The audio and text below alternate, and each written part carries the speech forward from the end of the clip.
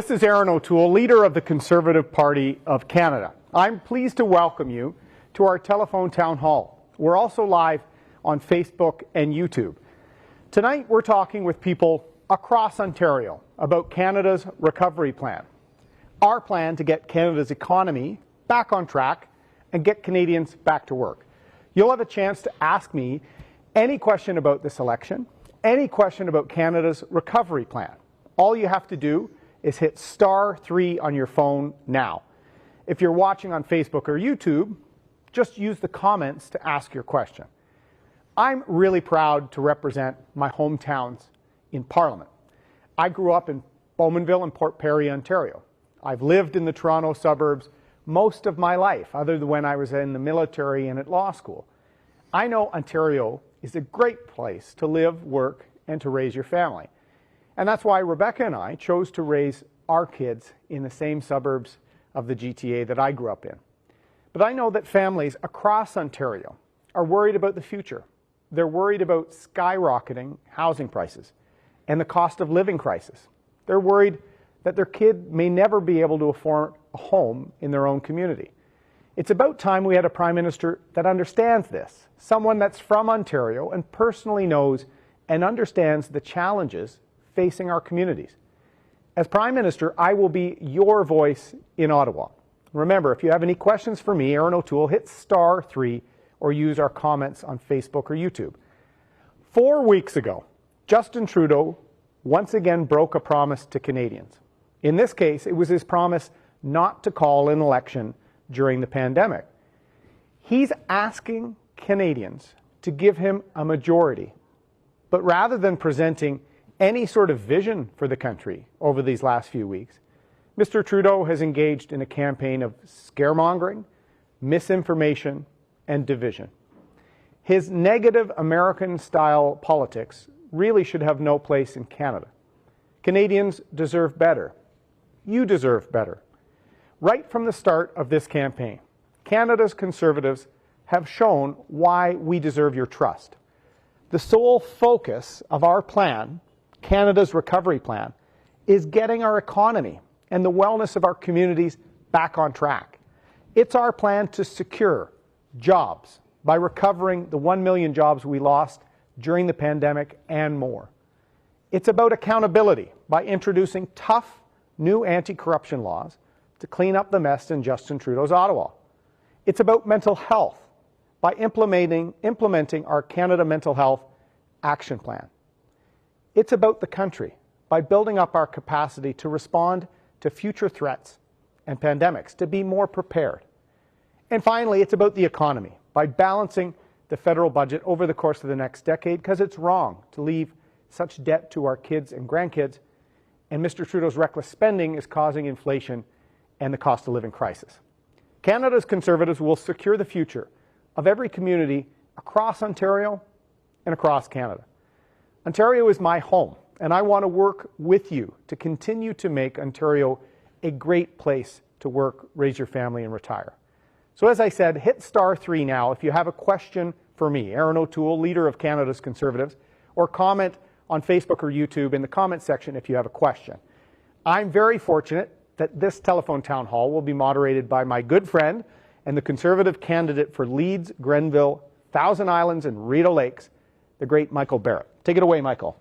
Well, as Erin said, my name is Michael Barrett, and I'm the candidate, and I've served as the MP in Leeds, Grenville, Thousand Islands, and Rideau Lakes. I'm going to be your moderator tonight, and I'm so excited to tell you about Erin O'Toole's vision for Canada and how I'm proud to support it. As he said, Erin was raised here in Ontario in Bowmanville with middle-class values of hard work and helping your neighbor. Before his career in politics, he served our country in the Royal Canadian Air Force for 12 years. Erin stands up for hardworking Canadians. He wants to work for you. And as a parent of two, he wants to make sure that for generations to come, Canadians can grow up with access to good jobs, quality health care, and a thriving economy. So our telephone town hall is about to start. So please press *3 to ask Erin O'Toole a question, or comment below if you're watching on Facebook. Again, if you have a question for Erin O'Toole, press *3 now, or leave your comment below. So we're going to get right into it, Erin, and our first question comes from Gord in Peterborough, and he wants to talk about the pandemic. Gordon, you are live with Erin O'Toole. Please go ahead. Yeah, hi. Hi, Gord. Wish you all the best in this. Yeah, hi. Wish you all the best in this election. Just kind of wondering, right from the get-go, like a year ago, the Liberal government seemed to mess everything up right from the start. They denied it was going to be a problem in Canada, and they were late to the table in getting things organized. They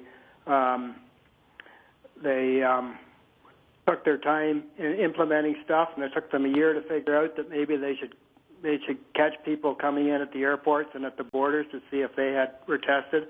Like, it was just late, and do nothing the whole time. And I'm just wondering what your government has learned from this, so that when the next pandemic comes around, that you'll be able to handle it better.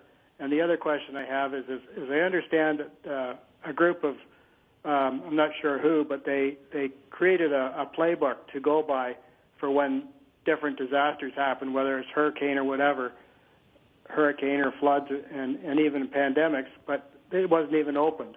So I'm wondering if you know about that and what your comments are. Thank you.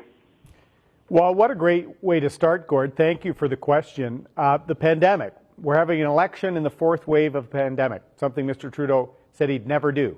This is costing $600 million, Justin Trudeau's vanity election. I hope Canadians realize what we could do with $600 million. We could have been fighting and helping our hospitals. We could be tackling mental health, but Mr. Trudeau will always put himself first. And you're right, Gord, they were late. They were late at the border at the beginning of this crisis. They gave PPE and masks to China at a time we should have been building up our own supply. Before the pandemic started, they canceled the pandemic warning system that, since the SARS crisis, had been set up and was really a world leader in tracking risks of pandemics. So all of these late on rapid tests, partnering with a communist Chinese state-owned enterprise, CanSino, to create a vaccine, another misguided, slow response. That's why the fourth pillar of our plan, Gord, is to make sure we're never again unprepared for a pandemic. And what have we learned? Well, we've learned we have to have more self-reliance and capacity as a country. And this is the difference between a prime minister with not much experience that he's bringing, like Mr. Trudeau, or my experience in the military and the private sector, learning to adapt and be prepared. We will do that. And as you said, the playbook, you're 100% right. They did not follow some of the disaster planning guidance that the federal government had. So in our plan, in Canada's recovery plan, we actually are going to appoint a special advisor on disaster response to the Prime Minister's own office and the Privy Council office to make sure, whether it's pandemics, whether it's the raging forest fires in British Columbia that Mr. Trudeau ignored when he called the election, we need more preparedness as a country to make sure that as a G7 country, we're never again late, because it puts our people at risk. And I'd be remiss to not say Michelle Ferreri, our candidate in Peterborough, someone who comes from a farming background, an entrepreneur, someone who's been a passionate volunteer. I hope she can earn your trust. Thank you for the question, Gord. So if you're just joining us, you are listening to a live telephone town hall with Conservative leader Erin O'Toole. If you want to ask him a question, press *3 on your phone now. Our next question comes from Sherry Lynn, and Sherry Lynn has a question about Conservative support for seniors. Go ahead, you're live now with Erin O'Toole. Yes, good evening, Mr. O'Toole. My question is, we have always voted, my husband and I have always voted Conservative, always. We're actually in Michelle Ferreri's area also. And I've been communicating with her. The reason we're thinking going Liberal this time is Prime Minister Trudeau is the only one that is going to give anything to seniors, such as the 10% increase on their old age pension. And of everything I've listened to from you and everything I've read, I haven't seen a thing for seniors and to help them in their fixed incomes. Well, thanks, Sherry Lynn. I need you to keep voting Conservative, and I want you to know that most of the programs and supports for seniors in the last decade have really come from the Conservative government, whether it was the creation of tax-free savings accounts, whether it was giving seniors a break, whether it was changing rules with respect to RIFs and other planning in retirement. We were the ones that made sure that seniors had more. We introduced pension income splitting, which allows you to save a little bit more.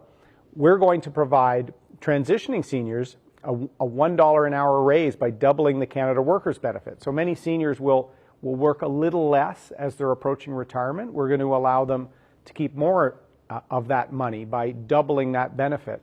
We're going to increase home accessibility tax credits for folks to stay in their own home for up to $10,000. We're going to also increase the medical expense tax credit and make sure more people are able to qualify for the disability tax credit. We're putting in $3 billion to let the provinces renovate and modernize long-term care, and we're going to fight to protect pensions because we've seen companies, whether it's Nortel or Sears, when companies go bankrupt, pensioners are at risk of losing their retirement. We're also going to keep the increases to the OAS, but all of these things are in addition to that, Sherry Lynn. We're also the only party helping get your bills down. We have a plan to get internet and cellular mobile phone bills down. We have a plan to get grocery bills down through a grocery code of conduct and going after price fixing. We also will give a GST holiday in December, a break that you can access if you shop in a bricks and mortar store. That will be the double benefit. We're going to help some of the retailers in Peterborough, Kawartha along the way. So we've got a lot of things in Canada's recovery plan for seniors, Sherry Lynn, and Mr. Trudeau, I don't believe earns your trust. He's broken many promises, broken many laws, ethics laws, countless times. We have a plan to get our country back on track and to stop the inflation mess that is caused by Mr. Trudeau spending hundreds of billions of dollars with no plan to ever stop. If you have a question for the Leader of Canada's Conservatives, Erin O'Toole, press *3 on your phone to ask him live. Our next question comes from Paul about affordable housing. Paul, you can go ahead with your question for Erin now. Thanks, and thanks for having this session. This is quite an interesting way to field some questions. Hey, my question is, I'm in my 50s. I own my home, but what I'm really concerned about is affordability of housing for my 3 children. They're aged 23 through 28. They all have really good paying jobs. They work hard.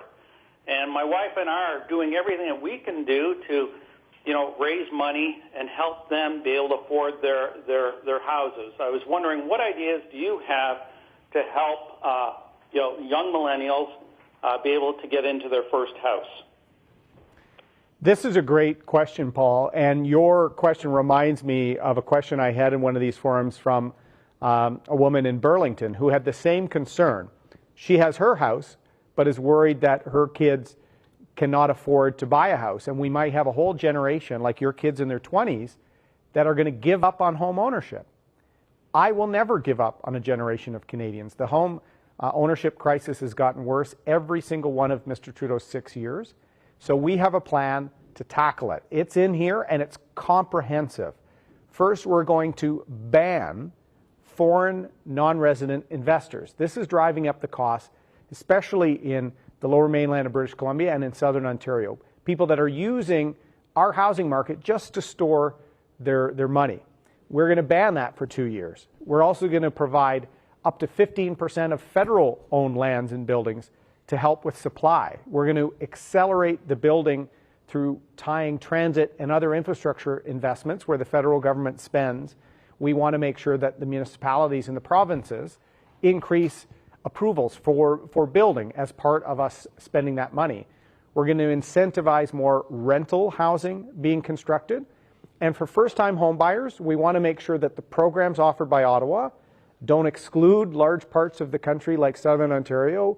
We also want to make sure that for first-time home buyers, we modernize mortgages for the first time in really a generation, allowing them to lock in an interest rate for 8, 9, 10 years as opposed to 3, 4, or 5.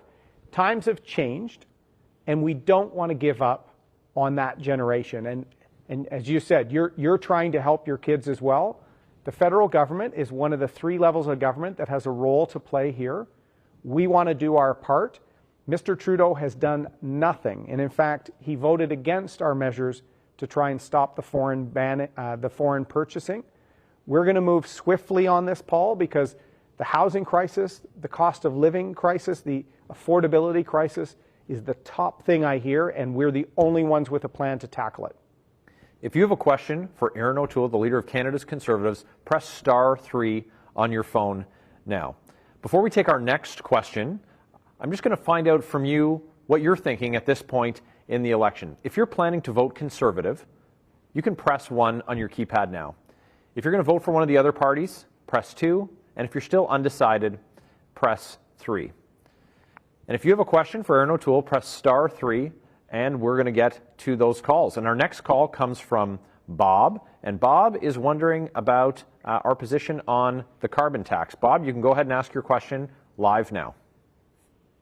Yes, thank you for taking my call. I was just wondering about the carbon tax, where you're going to go with it. Apparently, Mr. Trudeau is going to increase that tax in the next 4 or 5 years. And where will it put our country on a global footing with other countries to be able to compete? Thanks for taking my questions. Yeah, thank you for the question, Bob. And you're absolutely right. Here's another broken promise of Justin Trudeau. When he said he was going to have a price for his carbon tax, he wouldn't increase it. He broke that promise. He's tripling it and will likely increase it even more. And for seniors, we heard Sherry Lynn talking about considering Justin Trudeau. Seniors can't afford constantly increasing taxes. They can't afford Mr. Trudeau trying to tax home equity, a whole range of things from folks that are on fixed income. So what we have offered in Canada's recovery plan is a different approach, something that prices carbon but doesn't pass your money to Ottawa in a tax. It allows people to get their own carbon footprint down by making green purchases with the carbon price, and the price we're using is a third of the price of Mr. Trudeau. I put this plan out, Bob, in April because I wanted to make sure that I showed there's another way to do this without a constantly rising carbon tax, because it's tough on seniors on fixed income and families raising kids. You hit the nail on the head on the business aspects.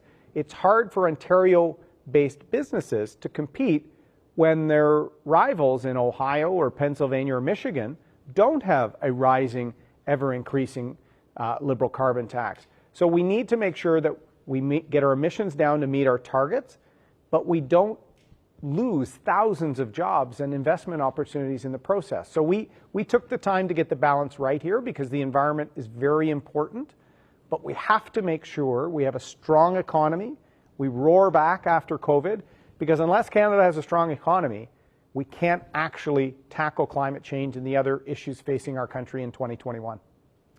So for those of you just joining us, you're live listening to Conservative leader Erin O'Toole take questions. And if you have a question, please press *3 now. Our next question comes from Catherine in Carp, and it's about the availability of doctors in her community. Catherine, please go ahead. You're live with Erin now. Thank you. There is an extreme shortage of family doctors, no matter where you are. I'm in Carp, which is part of Ottawa, and I've been printing off list after list on the computer. All these lists are mostly outdated. Either the family doctors are already retired or they're about to retire, especially with this COVID thing going on. And I was wondering, is there any incentives at all for students to go into doctoring, or what can the government do to eliminate this problem of shortage? I've been checking since March because my doctor retired in June. I have a health issue, and I really, really need a family doctor. Well, thanks, Catherine, for sharing something that really is concerning your family. That's exactly why we're calling and trying to be accountable to you. And I know where CARP is. I was there today, in fact, with our amazing candidate, Jennifer McAndrew, a business owner, a mom, an amazing candidate. She'll make a great member of Parliament. What we need to do is partner with the provinces so they can hire and train more doctors. It takes about 7 years to train and educate a doctor. Lots of schooling and education, and that's done provincially. So Mr. Trudeau misleads people when he says, we're hiring doctors. No, he is not, unless he's talking about military doctors. That's the only area where the federal government might do that. So what we need is less misleading politics from Justin Trudeau and more partnering with the provinces. So what we have done in this campaign, and on the second day of the campaign, Catherine and I launched this document, we are making an historic investment in our public healthcare system, almost $60 billion over the course of the next decade. And why is that important? That gives increasing, predictable funding so that Ontario can come up with a long-term plan for doctors, for doctor shortages, and for nurses, PSWs, other folks that will be burnt out following COVID-19. We're providing stable, increasing, much more commitments than Mr. Trudeau has been promising, and we're not going to get into fights with the provinces. We want to make sure we work with them to tackle this need. And this is a real need, Catherine, because my area of Southern Ontario, in the Greater Toronto area, we've had doctor shortages as well. And families, seniors need a family physician. They need a health team or a nurse practitioner or someone that they can go to. So we will partner with the provinces with these historic investments to make sure that we deliver for you. And I really hope in your case, Catherine, that you find someone soon. You are listening live to a telephone town hall with Erin O'Toole, the leader of Canada's Conservatives. If you have a question for him, press *3 on your phone now. Our next question comes from Nancy, and it's about the criminal justice system. Nancy, please go ahead with Erin. Hi, Nancy. Hello, Mr. O'Toole. I'm just calling in regards to the Bill C-75 in regards to the catch and release. I live in a community where people are arrested 5, 6, 7 times, and they go to jail, they get their name on the list, and then they're released. Like, we have to do something about the crime that is in some cities, especially our city, because it's a high opioid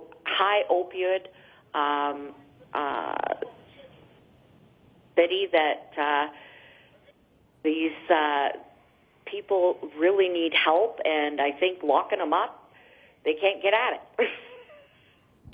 That's a great point, Nancy. You know, public safety is critical, which is why we've already announced that we're giving frontline police forces investments to tackle guns, gangs, and drug dealing.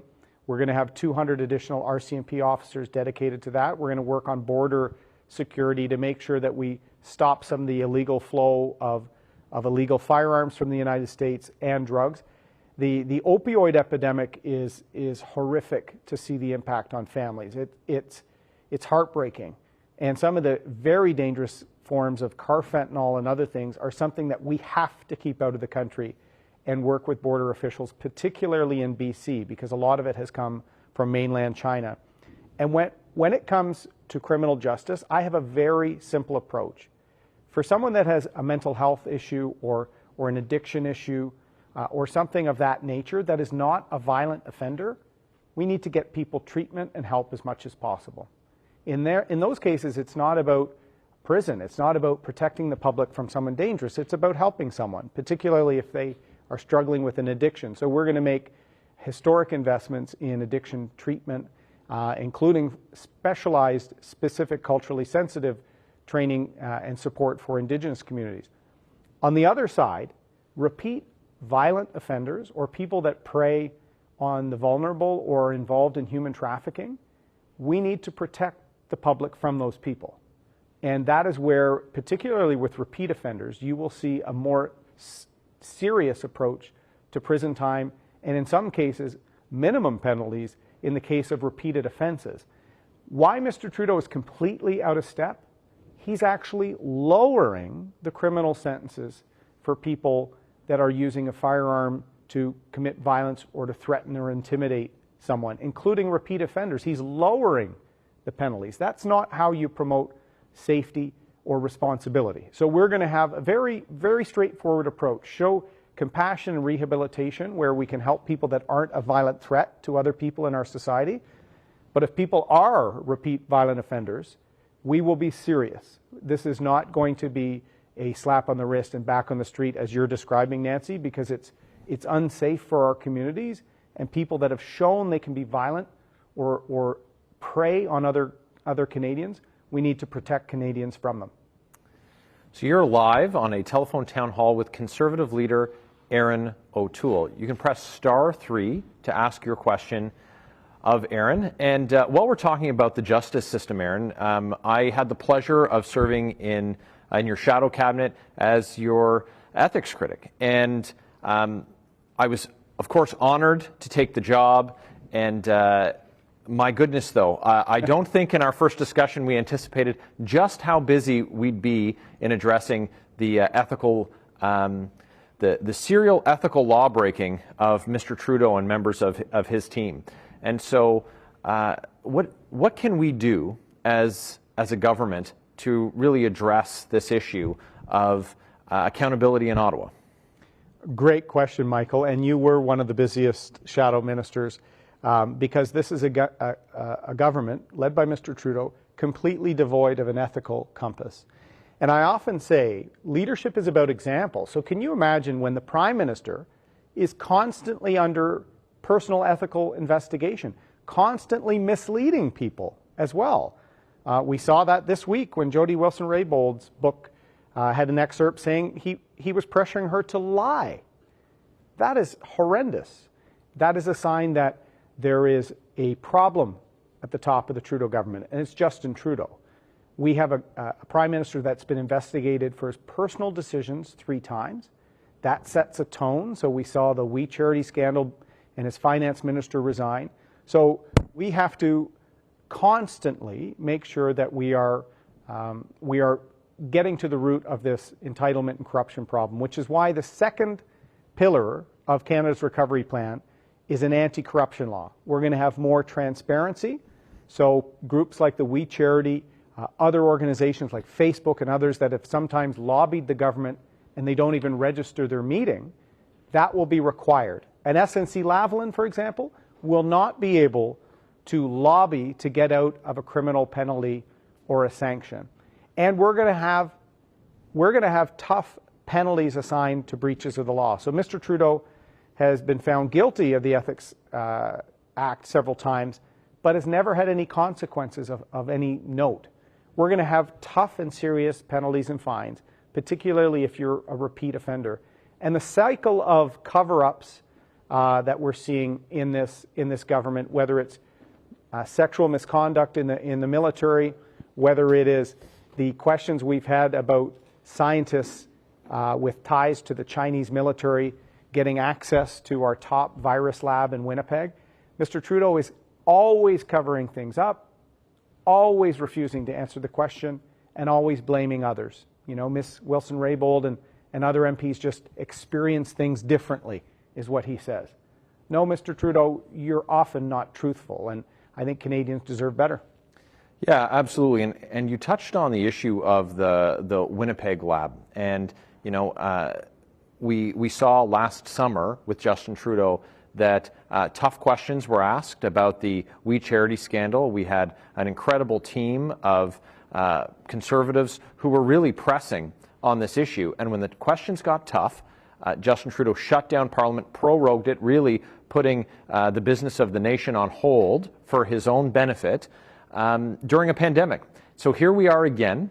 Well, the House of Commons was dealing with an issue where, in fact, Justin Trudeau was taking the Speaker of the House of Commons to court to stop the release of documents related to really serious questions about security in Winnipeg. And you've taken some action on that as well. But you know, if you could tell us a little about that, but also, what does that say about a Prime Minister who, when the going gets tough, he shuts down Parliament? No, 100%. And ladies and gentlemen, if you have a question, go on our Facebook or YouTube streams. Leave a question in the comments below. We're also going to get to your questions in a moment, hitting *3. But the Winnipeg lab situation should really concern Canadians. I think for the first time in the history of parliamentary democracies, including the UK and all others, the Prime Minister of Canada is going to court to refuse to follow the law, to just disclose what he knew about scientists that his government granted access to our virus lab. We found out the Winnipeg lab had been sharing virus samples with the Wuhan Institute of Virology. Now, they're other forms, they're not a coronavirus, but why was this level of partnership even permitted with a country that has put our two citizens, the two Michaels, in prison? A country that is committing human rights abuses in its own country and in Hong Kong. So Mr. Trudeau, rather than just being forthright, is actually now using the courts to cover up his own conduct. It's really unprecedented. That's why I had to actually go to court to try and intervene to do my job to hold him to account. Well, the best way to hold Mr. Trudeau to account, and a government that's constantly under investigation, constantly hiding things from Canadians, is to replace that government. And that's what this election will allow us to do. Absolutely. If you're just joining our call, you are live with Conservative leader Erin O'Toole. And if you have a question for him, press *3 on the phone now. Our next question comes from John. He's a small business owner, has a question about our plan. John, you are live with Erin O'Toole right now. Hi, John. Good evening. Hi, Mr. O'Toole. First of all, I'd like to thank you for your service, for being in the Canadian military for so many years. Thank you very much. Much appreciated. I do own a small business currently, and this pandemic has actually been pretty bad for me and a whole bunch of other small businesses that I do work for as well. My question is, or I have two questions actually.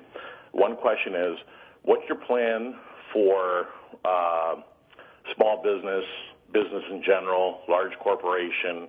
What kind of grants were you thinking of producing, if there are any? I really didn't qualify for any of the government grants that Mr. Trudeau had out for us. You can, with my laughter, you can obviously assume that I really don't care for the guy, but that's just me. Secondly, the last question is, what's your plan for Canadian recovery? With all the talks going on, I do see that you're actually answering questions, which is great. Every time Mr. Trudeau has a question, he tends to stop and just go blind and say, we're just here for the people, and he goes into his whole rehearsed speech and never answers a question properly. You nailed it. John, can I ask what area of the economy your business is? I own a sign company and promotional company. Okay. In London, Ontario. Okay. Yeah, and actually I went to the early polls and I voted for Mr. Flack. So. Oh well, outstanding. Well, listen, Rob Flack is an outstanding person, a great community booster, and someone that has grown a business and employed more people from when he started. So someone that will fight.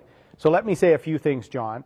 We hear you. Small business owners across the country are uncertain about the future. Many of them have taken on personal debt in their family to keep the business going. And depending on what industry, some services and hospitality and others, they can't find employees because of the current situation with no change to our recovery programs in the fourth wave from the first wave.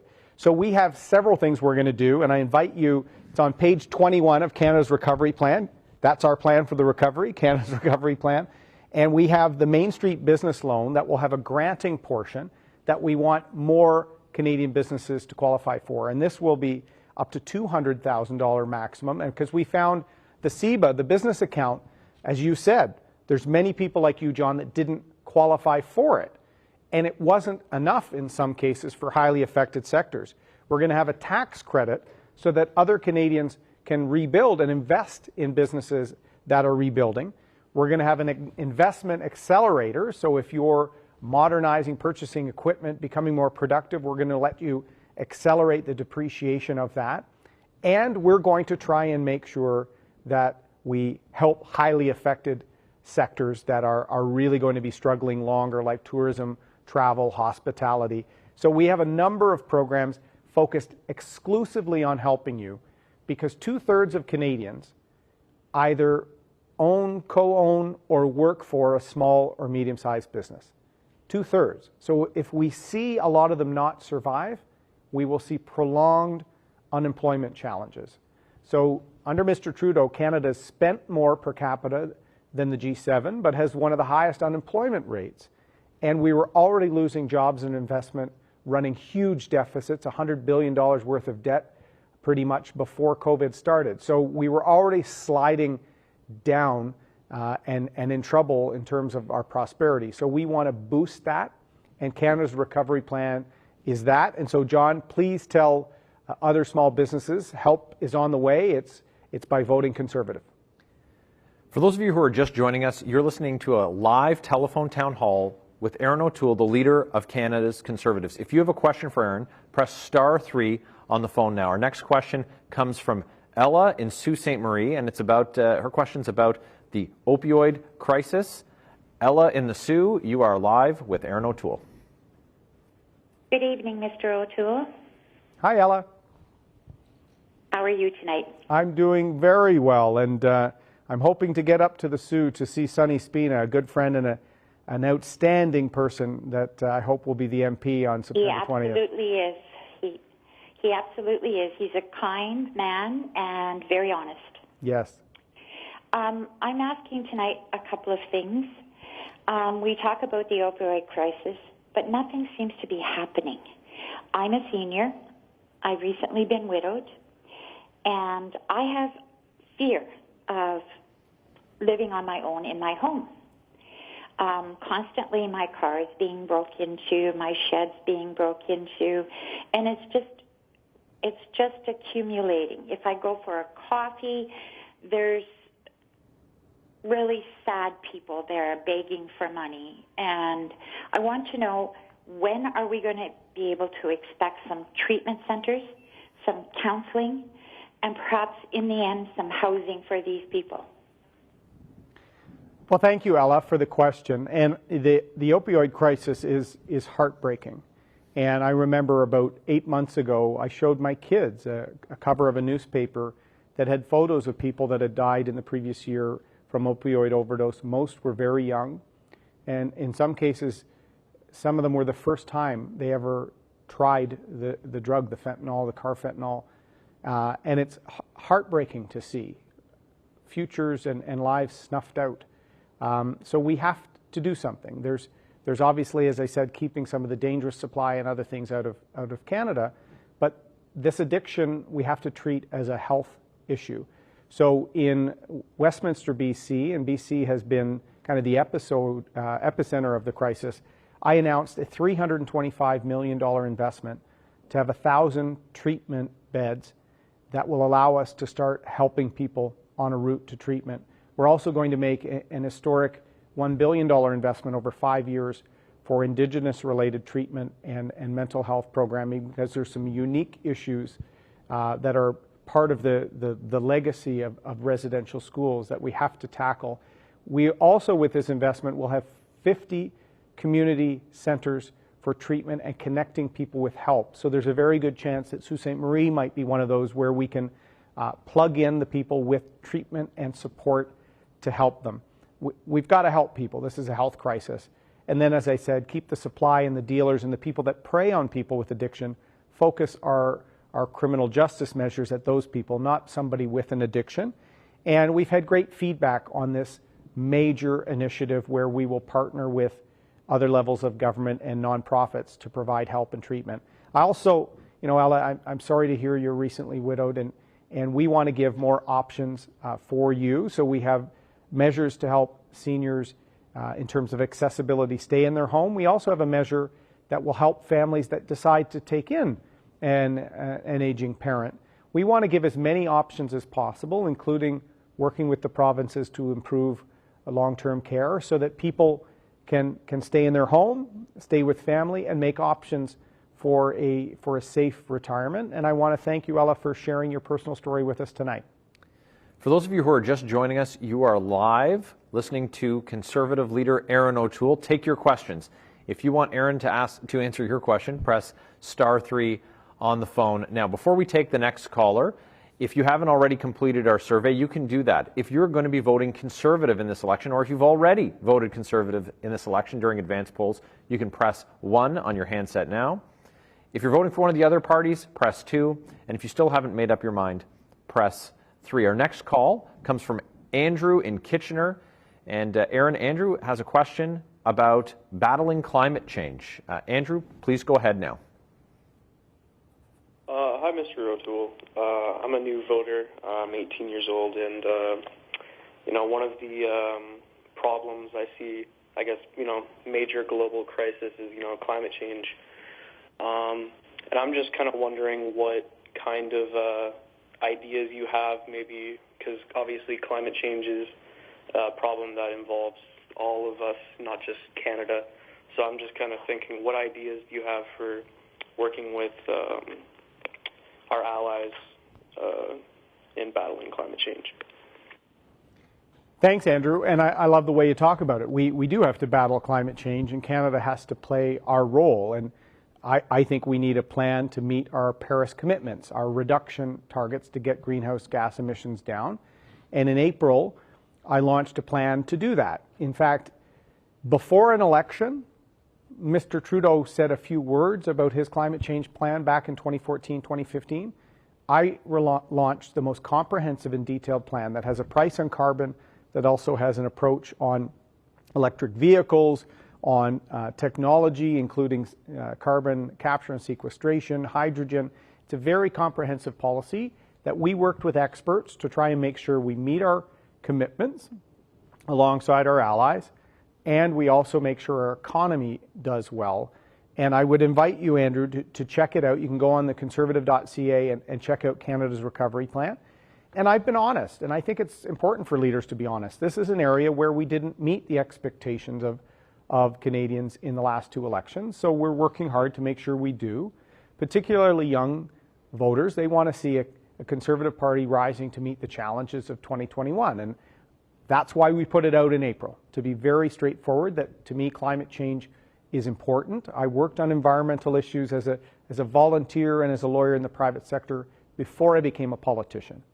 My daughter's 15, a few years younger than you, and literally the most important issue for her is this one. And I wouldn't be a good dad if I didn't have a good policy to really make our goals. And the difference between Mr. Trudeau and myself, he will say anything, never has a plan to deliver. I often say he's good at the photo ops, not good at the follow-ups. And when you ask him about it, it's always someone else's fault. He's still blaming Mr. Harper. He's blaming other people. People experience things differently. That's not what he said. We've already made our targets, he's telling some people, and that's not true. He hasn't. So this is going to be a big challenge we all have to rise to meet. We have to battle it, as you said, Andrew. So I've said, here's our battle plan. We're going to deliver on it because it's important for Canada to play our role, and this is a battle the whole world has to wage for our future. You're listening to a live telephone town hall with Conservative leader Erin O'Toole. You can ask Erin a question by pressing *3, and our next question comes from, well, right here in Ottawa, in Nepean, and it's Doug. He has a question about drinking water for Canada's first people. Doug, please go ahead with your question for Erin now. Good evening, sir. First of all, I have a statement I'd like to make to you, and I'm sure you'll agree.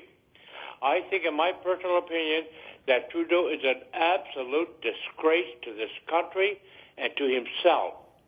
That's my personal opinion. I want you to know I am half Native. My mother was a full-blooded Mi'kmaq. My flesh is white, but the blood in my vein is that of the Mi'kmaq Indian. And I would like to know, what are you going to do to help the Indigenous people to finally get some clear, clean drinking water? Well, thank you, Doug. This is an area that I think all governments historically, going back to the earliest days of our country, have failed, and including Conservative and Liberal. And for us to restore trust, to earn the trust of Indigenous peoples, we have to have a plan to tackle these issues. And I try and be as honest as possible when it comes to all issues, but this one in particular, I know Mr. Trudeau cares about reconciliation. But this is an area, just like Andrew's question on climate change, if you promise something and then don't deliver, you're actually eroding trust. And at its core, reconciliation with Indigenous peoples is about restoring trust between the federal government and First Nations and Indigenous peoples. So what I want to do on the drinking water file is it's a human right. So this is an area where our country is failing. So I'm going to partner with First Nation governments. I'm going to partner with Indigenous-led supply chain businesses, and we're going to tackle this step by step until there are zero. And this is about also holding me to account for this commitment. So I'm going to have governance reviewing how the federal government does with Indigenous leaders a part of it. I've talked to many Indigenous organizations and leaders about this new approach, because I'll tell you, Ottawa is not getting it done. Mr. Trudeau did not get it done. And I want to build partnerships so that we are not only making steady progress right from our first 100 days in office, but I also want to be held to account by this generation that is out there of incredible Indigenous leaders in business, in academia, in public life, in nonprofit. We should be tapping that expertise so that we can reform how we deliver on reconciliation. And Doug, this is important. I think it should be beyond politics, to be honest with you. And it's also why my first question when I rose to my feet in the House of Commons as opposition leader, my first question was on reconciliation. If you have a question for Erin O'Toole, press *3 now. Our next question comes from Amanda, and her question is about the Canadian Forces and Afghanistan. Amanda, please go ahead with your question for Erin. Hi, Erin. I'm a very proud military wife, and I would like to know what you can do to bring the proudness back to our military and what your thoughts are on Afghanistan, how we could have handled that better. Thank you, Amanda, and thank you for serving. I have a very big soft spot, as Michael knows, for military families. When I left the military, I'd met my wife, Rebecca, when I was still in uniform in the Air Force, but we didn't have children. And I saw the challenges when our Sea King would deploy with our ship and go to sea, particularly folks that had kids. That was tough on families, posting to other provinces, in some cases where they couldn't get similar coverage for a child with autism or something like that. There was a strain, particularly when we were at war in Afghanistan or when mom or dad was deployed. So that was part of the reason I helped start the True Patriot Love Foundation with some other passionate Canadians so that we could help show that other Canadians wanted to support families that serve. So thank you, Amanda, for your family serving. In terms of the Canadian Armed Forces, we have a detailed plan in here that will prioritize getting our men and women the equipment they need to do the job. That's Army, Navy, Air Force, and in the process, fixing procurement. We see, particularly under the Liberals, whether it's submarines, whether it's the Sea King helicopter that I know pretty well, whether it's the next generation fighter aircraft. They're used politically. We end up paying huge amounts of contractual penalties and more money, or we get submarines that have never really worked. We are giving our men and women used CF-18s or F-18s from Australia. Quite frankly, it's wrong, and it puts lives at risk and is not what Canada needs to do. So that will be a priority. And on Afghanistan, Amanda, I was in Vancouver the other day and saw an Afghan veteran friend of mine, Tim, a group of veterans, because Mr. Trudeau has been completely absent the last 6 months. He's ignored people's pleas about the hundreds, if not thousands, of people stranded in Afghanistan and at risk from the Taliban. This group of veterans has raised $1.3 million, and they're working themselves with volunteer groups and with the Americans and others to get people out. Something Mr. Trudeau should be doing. Instead of calling an election, do your job and get people out of Kabul, get people out of Afghanistan, to see people running to aircraft, climbing on aircraft, and Mr. Trudeau calling an election, it is a complete absence of leadership. And I know it's been hard for Afghan veterans who have their translator or their contractor stuck there, sending them messages through Facebook saying, my life is at risk. Canadians don't leave people behind. That's not the Canada of Vimy Ridge, Juno Beach, or Kandahar. And so, as Prime Minister, I will make sure we never leave people behind.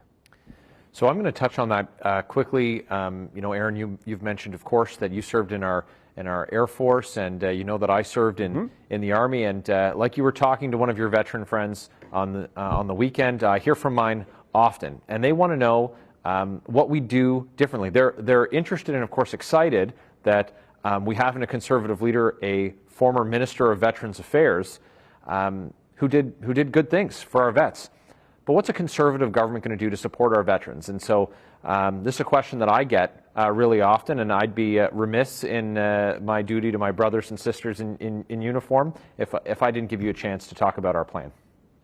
Well, thank you for your service, Michael. And I love on these town halls, people will often thank me for my service. And I took such incredible experiences out of the military and didn't leave with any serious injury, physical or mental. And so I think we have to serve our veterans who do leave with a service injury, physical or mental. And I've worked every day since I left the military, either as a volunteer through Truth, Patriot, Love, as a backbench MP when Romeo Dallaire and I started partnering on mental health initiatives, right through to when I was Minister of Veterans Affairs. And we made huge progress in under a year because I brought a team together, we set priorities, and we delivered. I never made promises I couldn't keep. And that earned trust over time. So some veterans who had been suing the government, once we built that trust, they stopped their lawsuit for a time. That will be my approach, partnering, making progress.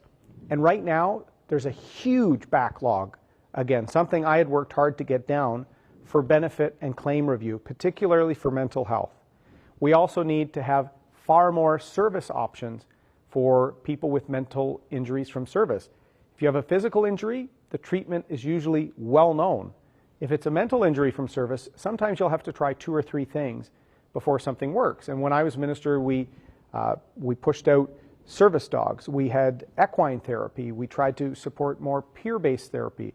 And I want families to be able to access supports for an OSI, an operational stress injury in the family. So those are 2 key areas that we have to get wait times down, as much as possible, have all benefits secured and sorted out before the person even hangs up their uniform and becomes a veteran.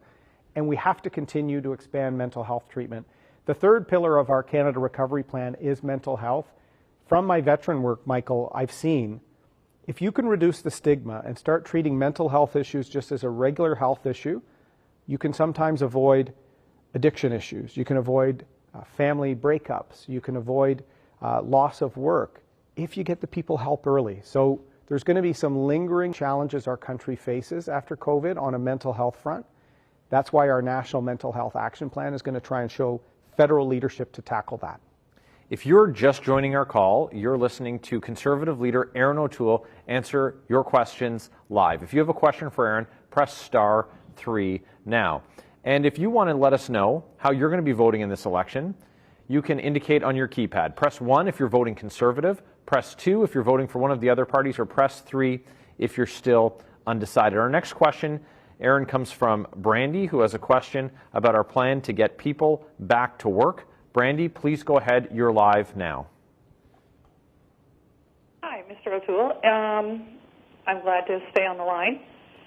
First and foremost, I cannot wait for Trudeau to get out. I am not big on somebody who breaks their promises. It's not something I do, and I don't believe in it. He was voted for the people, by the people, and I think he forgets where he got his job from. Okay, that's my say on that. Also, fully back our veterans. They fought for the freedom that we're so quickly losing, which absolutely disgusts me. But my question is for, what is the Conservative government going to do for your middle-class people? people who make more than minimum wage, who contribute the majority of taxes towards the government. I'm taxed to death. My husband is taxed to death. We are both fighting to stay ahead, and the cost of everything is going through the roof. The cost of us to get to work, the cost that it is for us to sustain the vehicles, to buy groceries, to put our kids through school. My kids, please don't take this the wrong way, are just average white children. No cuts, no breaks, no nothing. They don't get help, they don't get handouts, they don't get anything. So I'd like to know what the Conservative government is going to do for the middle class. Because right now, the government is cutting out the middle class, and I don't know if you've ever seen a building without the middle in it. The top just comes down on the bottom, and you end up with nothing. Well, thanks, Brandy. I can hear the emotion in your voice about how the costs are going up, and I hear this regularly.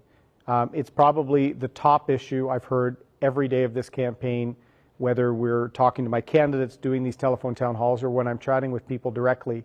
The cost of living crisis is out of control, the housing crisis, but just gas is going up, groceries is going up, people just finished back to school shopping, everything is going up, and wages aren't going up.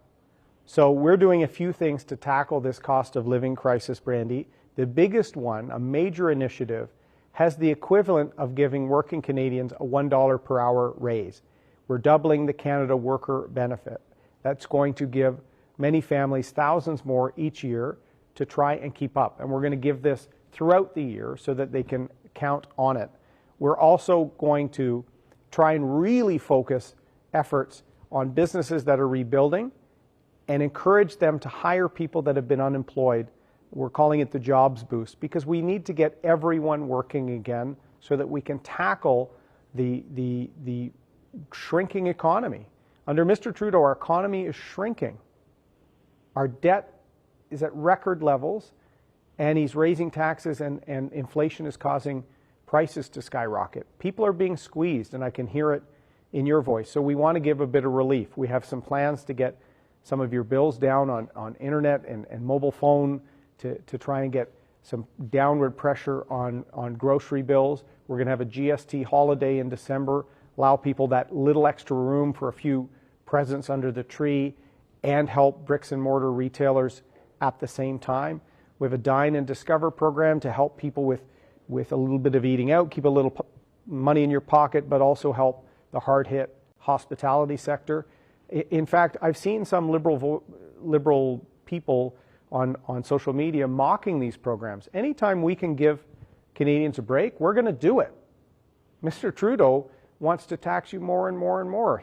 His economic failures is driving this skyrocketing cost of living crisis we're in. So I want you to know, particularly the Canada Workers Benefit, this is a major initiative that we're working on. It's also, Brandy, why we want to make sure we help all families immediately with childcare decisions, so that if there's a shift worker, and Michael, you and I were talking about that, some of the shift workers at 3M in your community, they need flexibility in their childcare plans, and lower income families need more support. So we're going to have an approach to cover up to 75% of those costs. So we know you need a break, and that's what Canada's Recovery Plan is all about. If you're just joining us, you're listening live to Questions and Answers with the Leader of Canada's Conservatives, Erin O'Toole. And if you have a question for Erin that you'd like him to answer, you can press *3 and you can ask him that question live. Our next question comes from Brian. He's been waiting on the line for quite a while. Thank you for your patience, Brian. And this question, Erin, is about voting during a pandemic. Brian, please go ahead with your question. Yes, Mr. O'Toole, I appreciate the fact that you are running, and it takes a lot of strength, no matter who's leading which party. It takes a lot of work, and I kind of praise the fact that you are running. I am a senior. I noticed what we got during the pandemic, $500 check from the federal government, of which we're going to be taxed on. Today, I went to vote, pre-vote in Welland, And when I got there at the pre-vote station, there was a 2.5-hour wait. Now, being over 70, okay, I can handle that. But being over 80, some people with 60s or 50s, they're having a hard time standing in line for 2.5 hours in the sun outside. Trudeau called this election for personal reasons. I think he should never have called it when we have this massive illness going on in the world. The election is going to cost $600 million. And I don't know where we're going with it, other than the fact we're getting to know you and we see what kind of a good guy you are. And that's one good positive point. But the other point is, it's a waste of money as far as I'm concerned. But we're probably going to find out from the election that the PCs will win, hopefully. And people are getting ticked off with what they're getting from the Liberal government, especially seniors. I want to know your opinion on that, what you could do to help people that worked and built this country and are now retired on fixed incomes, looking at taxes going higher and higher, that their houses they might not be able to afford in the future. What's your opinion on that? What you can do to help them? And what's your opinion on, I know what your opinion is on the early election, but your opinion regarding voting stations where people have to stand for 2.5 hours without chairs. Bring your own pencil. Like, what kind of who wants to stand there to vote and wait? Many people probably got home. We're not going to have a very large turnout on this election because of that factor and because it was called during the pandemic. Okay, I'll wait for your view on this. Thank you. Well, thank you, Brian. Thank you for going out and waiting in line, and thanks for waiting on the call tonight. You're 100% right. I don't think we should be in an election. In fact, Parliament had a vote. Let's not have an election during the pandemic. Mr. Trudeau said no election during the pandemic until he thought he could get an election in and reward himself.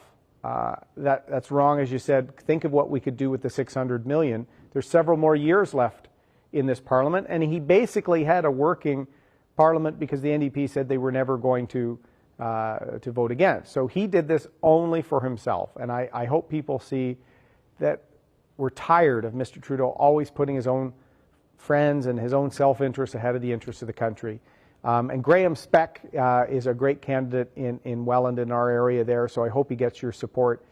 What we need to do is get the cost of the living crisis under control, because as Brandy just said, Brian, it is hurting working families, it's hurting seniors, particularly on fixed income. You're not seeing that pension income rise, but you're seeing property taxes go up. You're seeing all your bills go up. You're seeing gas go up. Everything is going up except for what's coming in terms of revenue. So we're doing a number of things to try and get the pressure down on some of those bills. As I said earlier, wireless, cellular, we have plans to get prices down through more competition and other measures, hopefully downward pressure on grocery bills as well. Give you a break on the GST with a holiday in December that will also help bricks and mortar stores. We also have a number of programs to give you a tax credit to work on home accessibility for seniors staying in their own home, and then a number of programs to help if someone moves in with a family member, an older aging parent with family, a benefit for the family, and major investments in long-term care, allowing the provinces to do infrastructure improvements, and a record investment in our public health care system. We're also going to expand, as I said earlier, the Canada Workers Benefit, a disability tax program. So depending on what a senior might qualify for, we want to make sure that you have more money at the end of the day, Brian. You're right, you did build this country, and we want to make sure you have dignity, safety, and security in retirement. For those of you who are just joining us, you're listening to a live telephone town hall with Conservative leader Erin O'Toole. He's taking your questions live. You just need to press *3, and we'll take your question. Our next question comes from Rhonda, and her question is about Bill C-10 from the last session of Parliament. Rhonda, please go ahead with your question for Erin O'Toole. Great. Thank you. Mr. O'Toole, first, thank you for actually answering questions posed to you in the debate series and for actually wearing your Canada flag pin. People do notice that. My question is about Bill C-10. It has me a bit worried. The Trudeau government is selling it as a tax for Netflix and Twitter. I'm concerned about the other implications that this bill also has on our freedom of speech. Can you help clarify what is Bill C-10? Yes, I'd be happy to, Rhonda, and thank you for the compliments. I do try and answer the questions. I'm very proud to wear, I either wear this pin or a little veteran pin I have that's also the maple leaf. C-10, the Liberals said, was an attempt to level the playing field between the American web giants, you know, the Googles, Amazons, those sort of players, and Canadian industry, particularly cultural and artistic communities, which are important to defining Canada. But they changed the bill at the last moment to an extent that would allow the CRTC or Ottawa to regulate your social media feed or what you saw or what could be commented or posted to it. And of course, people have been using social media for many years, and there's an expectation that this isn't regulated like you are a broadcaster like CTV or CBC. It's your social media account. And the Liberals changed it at the last minute without any discussion. And sorry, after 6 years, Mr. Trudeau, I don't trust you when you make changes like this to grow big government. So I've often said, I want to balance the playing field too. I'm proud of our content producers. I'm proud of our artists. You can level the playing field from a tax and a regulation and a content level without giving some department in Ottawa the ability to monitor or change your social media feed, Rhonda. That was the issue we had with the bill, and the fact that they tried to sneak this in at the end really had people concerned. It was an erosion of liberties at a time where we should be making sure that people have trust in the government and that there's not any erosion of abilities for people to post and have things on their social media account.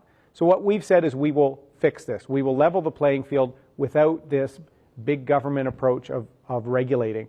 And what's interesting, because Mr. Trudeau had prorogued Parliament to cover up the WE scandal, Michael talked about that later, he ran out of time before his pandemic election. He was clearly planning an election, and he didn't pass a number of bills, which in this case I think is good.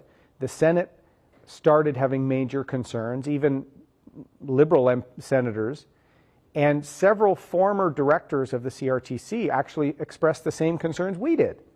So we will always stand up for getting the balance right, Rhonda, and we certainly don't need regulation of people's social media feeds. We can balance the playing field without doing that.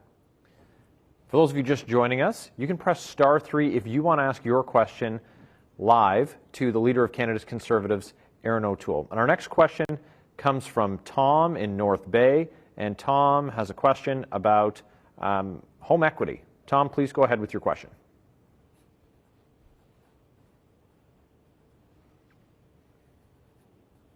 Hi, Tom. Are you there? Oh, I'm sorry. I didn't know it was live. No problem. I'm here. So my question, Mr. O'Toole, nice speaking with you this evening, was that my wife and I both have small businesses. We're getting older, approaching retirement. We've had to invest in real estate just to, build some sort of a retirement income of sorts. We're hearing that there's a possibility that the Liberal government wants to introduce some sort of a home equity tax. And I know you don't agree with that, but my question is if that's the way he thinks he's got to get tax dollars from Canadians, is there another way that you would do to get to the same end? Well, thanks, Tom. We share this concern as well, because there's a lot of advisors to the Liberals and even some of their candidates saying that they have to do this to fight the housing crisis. No, people save for their retirement through the value in their primary residence, and that needs to be defended. It's been a way that the middle class has not only built their home equity and then they rely on that later in life, and with people living longer, we need to make sure that we secure that. And there are a different set of rules for commercial properties, obviously, when it's not your primary residence. but we have a policy in our plan to try and keep more rental housing. We will allow someone who has a commercial property, if they sell it but reinvest into another commercial property, we'd let them roll over the capital gain so that we would keep more properties being built and invested in, because right now the housing crisis is very acute for first-time home buyers that simply can't afford a home, but we're also seeing not enough rental options. This is something I've seen in my own region, in the Durham region, people that can't rent or can't afford. So we need to tackle that. But Tom, on the home equity piece, the Liberals have something on page 14 of their policy document suggesting that they're going to be introducing some form of this.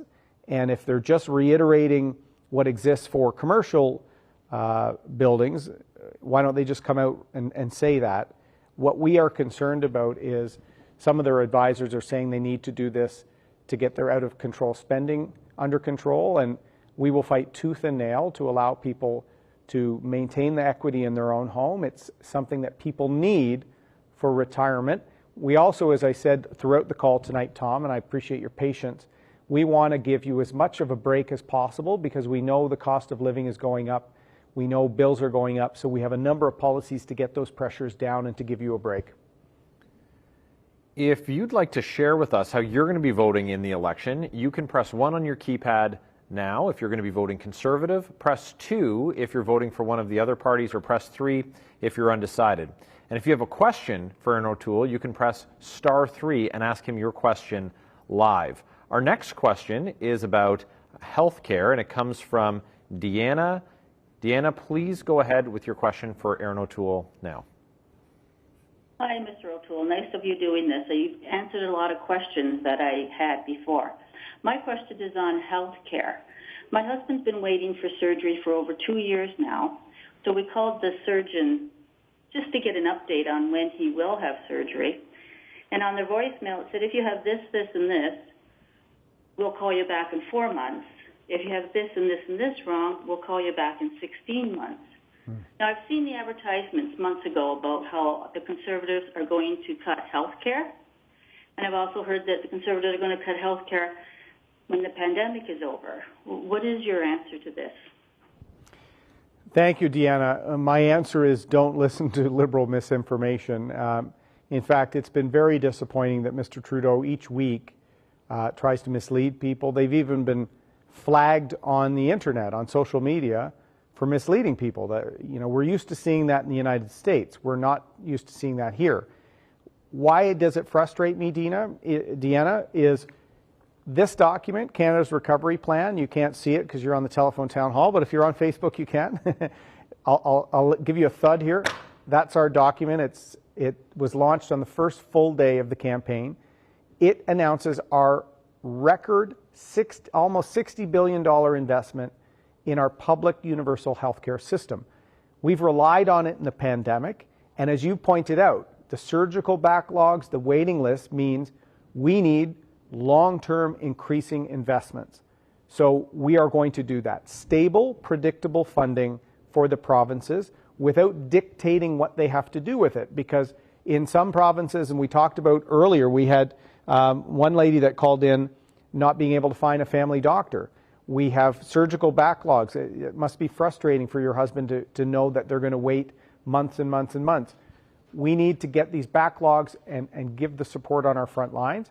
So that predictable funding, 6% minimum increase per year, that allows provinces to plan. And what I dislike about Mr. Trudeau, not only misleading people with respect to me and what the Conservatives want to do, when he says that he's going to hire doctors with his announcements on healthcare, that's not true. The federal government does not run the provincial healthcare system. So they can transfer money and say that they hope that money will go to hiring doctors, but they have to respect the provinces making their decisions about their system. And in Ontario especially, there are some unique shortages and needs. There's a diversity of issues in Northern Ontario versus Southern Ontario. There's doctor shortages. There's backlogs in surgery. we will have a minimum of 6% growth per year, and our hope is that it can be larger than that because we have an ambitious economic recovery plan as well. So, Deanna, Canada's recovery plan is based on the health and economic well-being of our country. We need to get our country back on its feet, and we need to make sure your husband can get that surgery faster, and by us giving record money to the provinces, including to Ontario, that will help facilitate that. Our next question comes from Paul, and Paul's question is about the commitment to recover 1 million jobs. Paul, please go ahead with your question for Erin O'Toole. Hi, Paul.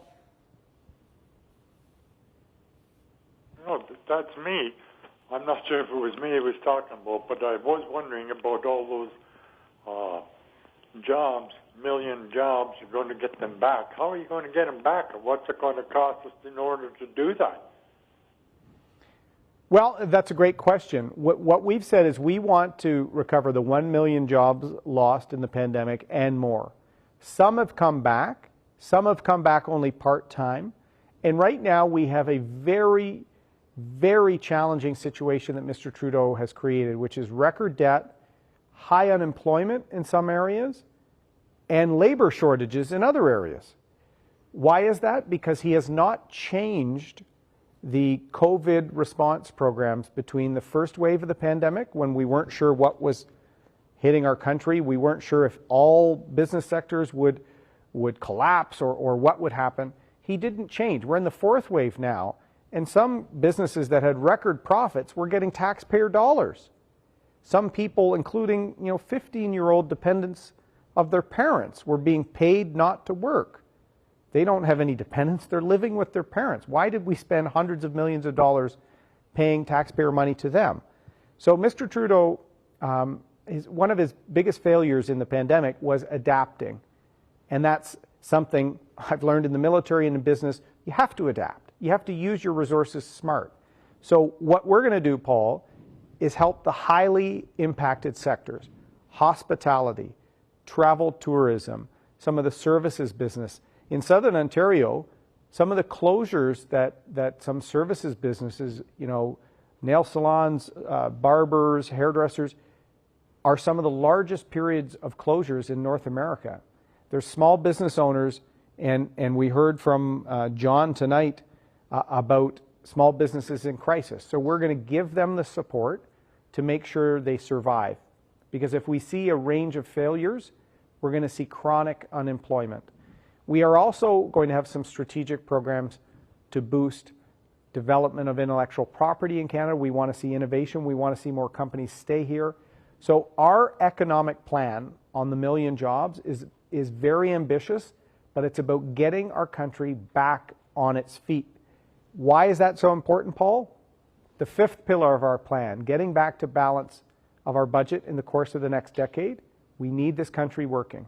We can't just continue to extend the CERB and other benefits indefinitely, because it's not sustainable. It's leading to inflation, and it's leading to some businesses closing down or leaving Canada because in some cases they can't even find employees. So we're going to help working families. We're going to get the country working and target highly impacted sectors that are going to have a slower recovery from COVID. Folks, you're listening to Conservative leader Erin O'Toole take your questions live. And our next question comes from Kevin in Fort Saskatchewan. And Kevin has been serving in the military. Thank you for your service, Kevin. Please go ahead with your question for Erin O'Toole. Good evening, Mr. O'Toole. It's great to have the opportunity to speak with you, and I've been listening for a while. There's a lot of great questions, and it's impressive to see a Canadian leader that can actually answer a question. So thank you for that. I guess my question, which I could have several of them. I'm a long-term serving military member with over 32 years of service, and 2 tours to Afghanistan, 2 to Bosnia.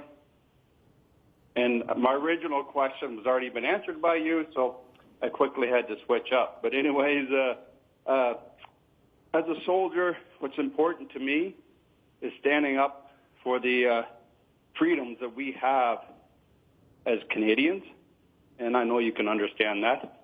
And so I guess my question would be is that how would the Conservative Party and yourself as its leader protect the freedom of speech and the freedom of choice in Canada going forward as we form government? Thank you, sir.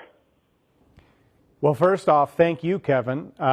32 years, tours in Bosnia, Afghanistan. Wow, you have given incredible service to our country, and we're in your debt. You're still serving, so thank you. And you probably heard earlier some of our discussion, and Michael served with the Army, our commitments to the Canadian Armed Forces, military families, and veterans.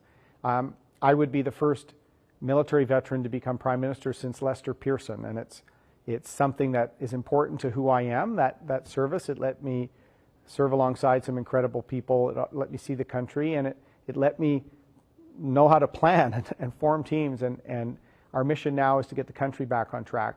And fundamental liberties and rights are a part of that. Freedom of speech, we talked earlier, Rhonda's question about C10. It's very easy to balance off some tax and regulation policy between the American web giants while still protecting freedom of speech.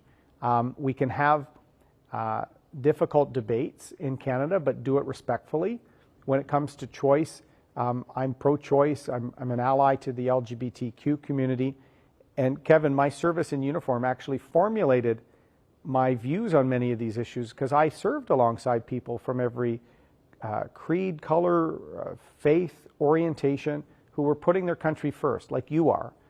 And so when I got into politics, I'm here to defend people's rights, all of them, and to make sure we have a more prosperous country and that Canada plays its role in the world, that alongside our allies and alongside our values. So that formulates my position as a pro-choice ally. And I also defend freedom of speech, conscience and religious freedom. We need to make sure that we defend the rights of working Canadians. That's why I've been reaching out to unions. There are rights with respect to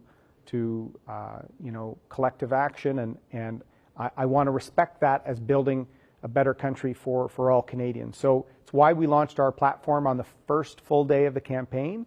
It's why I'm relentlessly optimistic about our future. We're a great country. I'm very proud of this country, but we've got to have a plan to tackle our economic and health challenges coming out of COVID, and that's exactly what we're trying to do. So thank you, Kevin. Well, thank you, Erin. Canada's Conservatives are ready to deliver Canada's recovery plan and to stand up for families in Ontario and for all Canadians. And that's why I'm glad you're leading Canada's Conservatives in this election. Canada would be well served by a Prime Minister from Ontario, someone who understands the challenges that you and your family are facing because he grew up here and he's raising his family here. Folks, we hope you found tonight's conversation useful. If Erin O'Toole and Canada's Conservatives can count on your vote, please press 1. If you're supporting another party, please press 2. And if you're still unsure of how you're going to vote, please press 3.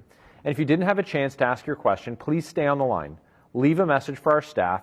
Your question is really important, and we'd like the chance to get back to you. Erin? Well, first off, thank you, Michael. You're becoming a pro at being our town hall moderator and a pro at handling all the ethical challenges Mr. Trudeau gave you. I need to give you a break, so we need to win the next election so that you're not constantly having to deal with these ethical scandals. And thank you, ladies and gentlemen, everyone on the telephone town hall, or if you've joined on Facebook or YouTube. If you like what you've heard, you have half an hour to vote in advance polls, or 28 minutes.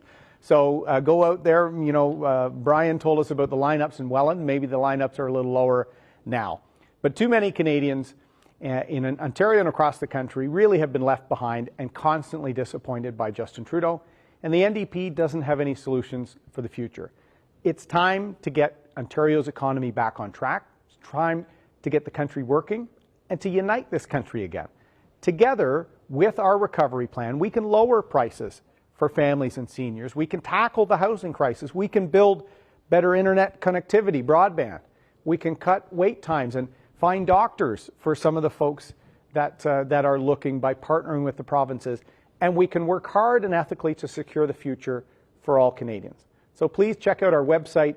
Look us up on Facebook, Twitter, and Instagram. And if you have any questions, please send them to us because we want to earn your support. Thank you for participating in our telephone town hall tonight. Best wishes of health to you and your family. Vote to secure the future. Vote Conservative. Thank you very much.